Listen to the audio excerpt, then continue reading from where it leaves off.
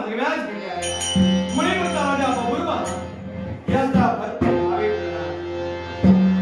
बरोबर या राष्ट्रवेश्वर आपलं येणं झालं निवडक सैन्य माझ्यापाशी आहे आणि उंचावरून या राज्याची चौघे तयारी करावी चारी बाजूला दुष्टक्षेप करावा म्हणून या राष्ट्रवेश्वर माझं येणं झालं योग्य वयात येतात आमच्या आजोबाने आम्हाला राजा बनले आजोबा चित्रबा आणि माता चित्रांगला यांचा कृपा छत्राकार हा बबरू वाढला गेला ज्ञानाचा वाळ करू आणि विरस्त्रीचे घडे माझ्या आजोबाने आईने मला पाजले आणि म्हणा एक वीर योद्धा म्हणून आज जिकडे तिकडे आमची ख्याती केली शूरता ज्याचा आत्मा आहे वीरता ज्याची ओळख आहे आणि क्षत्रिय ज्याचा अर्थ आहे तोच मणिपूरचा राजा बबुरवा म्हणून आमच्या ख्याती कीर्ती झाली पण या राष्ट्रविषयात आलो पण मन एकच विचार करतो राजा बदला म्हणून कोणी राजा नसतो तर त्याच्या आचरणाला तो जगाला राजा कसा असावा हे दाखवून सुद्धा द्यावं लागतं आणि म्हणतात राती प्रमाणे दरविष्टा पापी पापा समे समान लोकातून वर्तनते यथा राजाचा हा प्रजा या सूत्रानुसार आम्ही आमचं आचरण ठेवू कारण राजा धार्मिक त्याची प्रजा धार्मिक राजा पापी त्याची प्रजा पापी प्रजा ही राजा सारखी वागते जसा राजा तशी त्याची प्रजा म्हणूनच काम क्रोध लोभ मोह मत्सर या विकारांना जीवनातून दूर सारिला आणि प्रेम समाधान वैराग्य निरासक्ती नम्रता वाद या दुसर माझ्या जनतेला मी न्यायदान करतो पण आमचा सारखा राजकारणात सर्वात प्रियमती माता प्रसूतीच्या अनंत यातला होऊन जन्म देते ती माता आणि वीर्यानंतर ज्यात काय लीन होते ती माता माता आणि माती यात एका वेलांटीचा फरक आहे म्हणून जन्म देणाऱ्या आईच्या सोयी मला आणि या भूमातीच्या संरक्षणार्थ आम्ही आमची प्राणी वेचायला सदैव तत्पर आहोत आणि म्हणून या धरणी मातेला अवनी माता म्हणतात अवनी या शब्दाचा अर्थ असा होतो अ म्हणजे अन्न व म्हणजे वस्त्र आणि नी म्हणजे निवारा अन्न वस्त्र निवारा या माणसाच्या प्रमुख तीन गरजा ज्या भूमातीच्या गर्भातून पुरविल्या जातात हे भूमाते तुझा पाग पिढ्याचं वचन राजा बबुरवा या राष्ट्रवेश्वर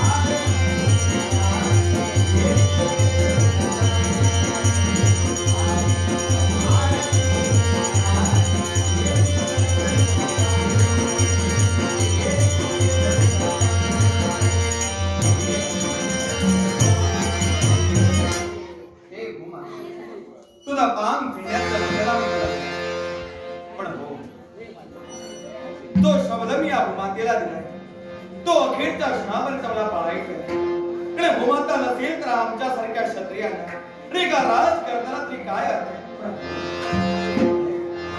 काय पाहतोय हा माझा अश्व का बरं एक पाय या दिशेनं मला फिरविण्याचं कार्य करतो ओळख बरेच अश्व माझ्या अश्व शाळेत आहे आणि मी अश्व चिकित्सक आहे उष्टी नकुळी मयुरी हौसी मिरी तुषार धूमकेतू ताड असे वेगवेगळ्या जातीचे आणि वेगवेगळ्या जातीचे अश्व माझ्या अश्व शाळेत आहे आणि ज्यावर मी आरूढ होतो तो चक्रवाक जातीचा माझा स्वामी दिसतो स्वामीची एक दिशा माझा प्रिय अश्व आहे याचे नवल वेगळे याचं ते रहस्य आहे हा ज्याची एक पाय उंचावितो आणि या दिशेनं फिरावितो नक्की या दिशेनं एक गाविष्य दुरीच्या अंतरावर कुठंतरी चतुष्पाद प्राणी आहे आणि याची फळा माझा स्वामी दिसता अश्वमला करून देतोय सैनिक सावध हा माझा अश्व कधी असत्य घुरावणार नाही याला सर्प ज्ञान आहे 3 गाविष्य दुरीवरचा सर्प कुठल्या जातीचा आहे याचं परीक्षण या अश्व करू शकतो असा मला चक्रवाक जातीचा अश्व जाती खावते असा 4 पायाच्या अशा कुठल्या तरी प्राण्यावरून कुणीतरी शत्रू इतर आक्रमण करू शकतो व कुणीतरी मुसळ शाबत असू शकतो चला हे एवढंच म्हणजे माझ्यापासून हा चतुष्पाद प्राणी कुणी सुचते तरी मग्न भिडाचं कार्य करा मला विवादची रचना करा आणि येणारा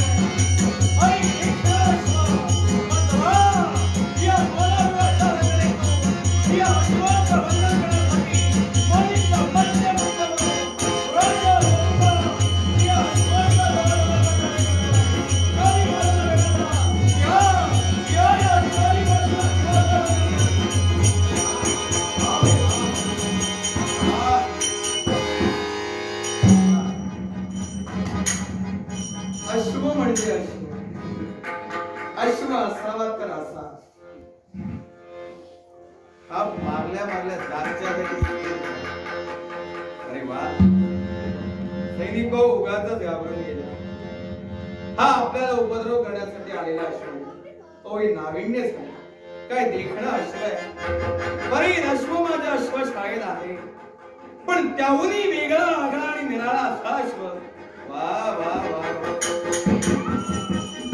धवल वर्णाचा अश्व काय याची स्वच्छ आणि धवल कांती आहे मत्स्याप्रमाणे स्वच्छ दिसू लागलाय आणि चंद्रिकेप्रमाणे चमकूही लागला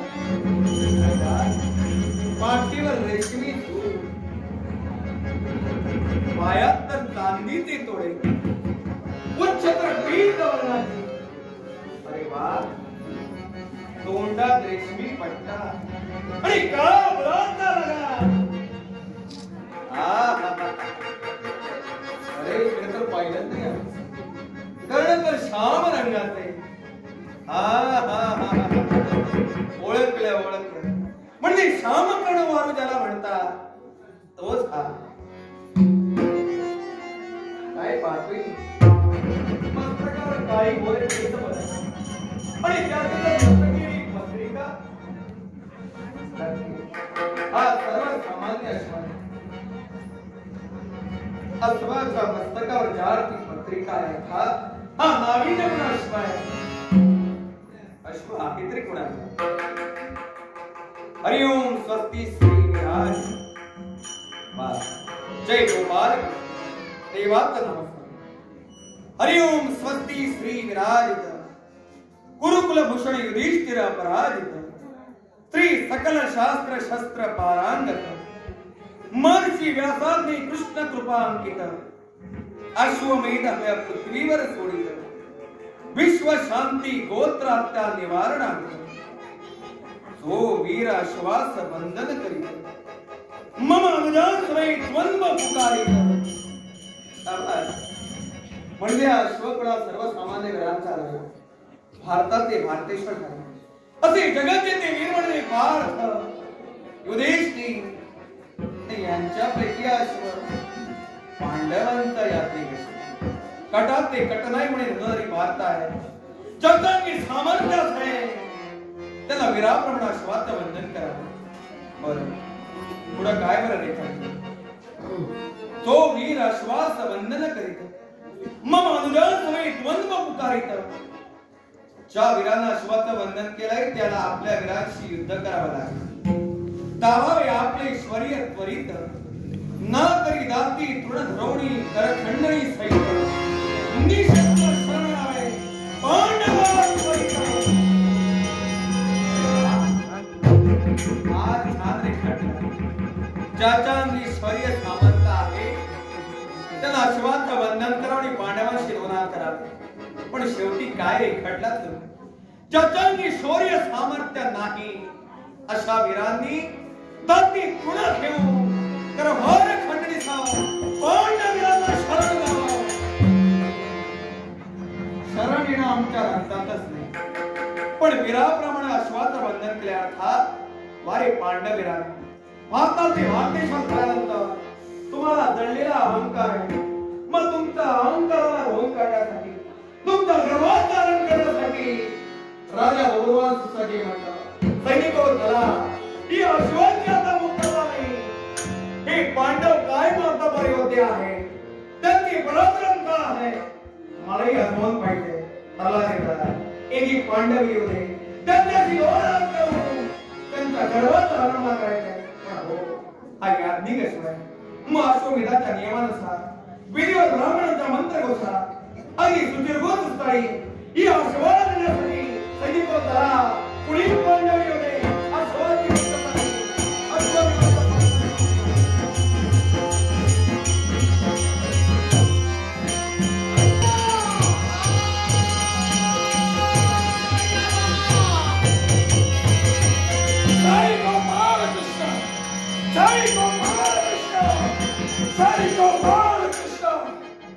आचार्य देवाचं नाव सदोदित मुखात परमेश्वराचं नामस्मरण केलं. पहाटेचा लंका वाचला गेला. अश्वाच्या मलमूत्राचं विसर्जन झालं. तदनंतर अश्वाचं पूजन करण्यात आलं. 5 पांडवांनी अश्विना तो अश्वमेध यज्ञ या यज्ञासाठी पृथ्वी दिग्विजयासाठी सोडलेला अश्व या अश्वाचा पहाटेचा लंका होता. अश्वाला गतिराचं पतन केलं. आश्चर्य आज हा मेघवर्ण अश्वाच्या मागोमाग धावतोय खरा पण नवल तर एवढंच की अश्व एकाएकी दिसेना झाला. हे आश्चर्य असं का घडावं. आजोबांच्या मुखातील शब्द आजोबाचा आशीर्वाद घेतला. अंगावर असणारे काही घाट मध्ये शरणामी घेतलो. काही जणांनी शरणागती बंदिवली. काही घाट मध्ये शरणी दादा तूर्ण घेऊन पांडवाला करभार खंडणीत मिळाली. काही राजकर्त्याने हा म्हणतो काँग्रेस विरोध म्हणता म्हणता काही जणांसमाजांचं युद्धही झालं. या युद्धात काही सेनापती सैनिक मारले गेले. नाईलाज झाला आमचा. अश्वमेध यज्ञ आरंभलाय तो केवळ पांडवांच्या नाही तर कुळाच्या रक्षणासाठी. ज्यावेळी 18 दिवसाचा महाभयंकर युद्ध घडला या युद्धात काही निष्पाप नागरिक मारले गेले. काही वीर धरातीर्थी बनले गेले. पांडवांच्या हातून आपल्या इष्ट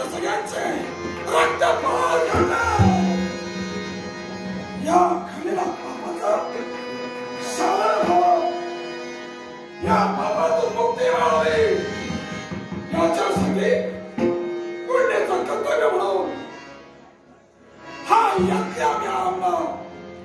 या यज्ञात काही राज करताना या पांडवांना परवानगी. पण आजच्या दिनी हा मेघवर्ण एक सर्ग विचार करतोय. विचाराचा काउंट बसले की काय मारताय. अरे छाती मेघावर्ण घोषणा उंच आकाशाची भारी दृष्टी त्याची मायावी शक्तीचं पारंगत असा हा म्हणजे मेघवर्ण. या मेघवर्णाच्या दृष्टी असणारा तो शामकर्ण अश्व. त्या अश्वाला व्यतिरिक्तच हा म्हणता धुळीचे होठ ढगाला भिडू लागले. आजच्या भावा वाराच्या झोकात एकाएकी अश्व दृश्य अश्व दृश्य असा झाला. मायावी शक्तीचा उपयोग केला पण त्याचाही काही उपयोग नाही. काय करावं मस्तकामध्ये होत आहे. मस्तकावर कुणीतरी आघात करताय. नाही विचार करण्याची ही वेळ नाही. अश्वाला सोडला पाहिजे. पण माझे काका माझ्या समवेत आहे. काकाही दिसेनाचे झाले. काल म्हणावं काकाचा सोडला घेतला पाहिजे. त्याच्यासाठी काकाच्या सोबत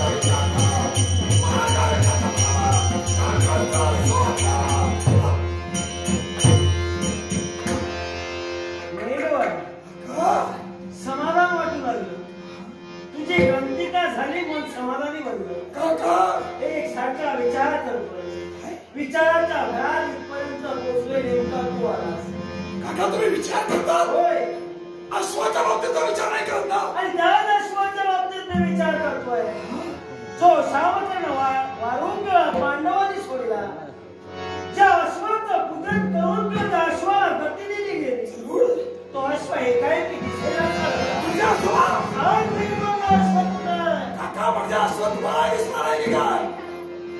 आजच्या म्हणावं की नवाल काका तुमच्या शोधाच्या विद्यार्था हा मेघवर्ण तुम्हाला शोधणार. एकदा तुम्ही माझ्या समोर आलात. माझ्या मनात प्रश्न एकाच व एकाएकी सुसाचा तुम्हाला सुटला. हा म्हणता तुळीच्या रोटाला लागू लागला. अश्वावर दृष्टी ठेवणार एकदा एकाएकी अश्व दृश्य अश्व दिसेना. माझ्याही बाबतीत तेच घडलं. जो प्रकार तो तुझ्या बाबतीत घडला तो प्रकार माझ्या बाबतीत घडला. पण हे मला सांगले किंवा तू माया विद्येत आणि माया विद्येत पारंगत असताना अश्व कुठे गेला. अरे वेगाला जाणारा अश्व तुला कसाही दिसणार आहे. हा उंच भरारी मारली. अंतरिक्षाच्या ठिकाणी वास्तव्य केला. ज्या मायावी शक्तीच्या तळावर दूरदृष्टी लागली. पण अश्व दिसेनासा मलाही म्हणजे तुझ्या शक्तीपुढे सुद्धा त्याचा वेग होता. मायावी शक्तीच्या तळावर पाहिला पण तोही दिसेनासा झाला. मग वेगवेगळा विचार करण्यात काही अर्थ नाहीये. इथं न थांबता चला सावळी रामायापर्यंत. महाराजचे शब्द आदेव चक्रणात गुंगुरताय. ज्यावेळी अपयश पार मिळणार नाही त्यावेळी कुठलाही निर्णय सोबताना न घेता सावधानाच्या दिशेनं आपल्याला जायचंय. विचार करा. आजपर्यंत आम्हाला किंवा अपयश आलं नाही. आजपर्यंत आम्ही किंवा सावळी रामात मागे घेऊन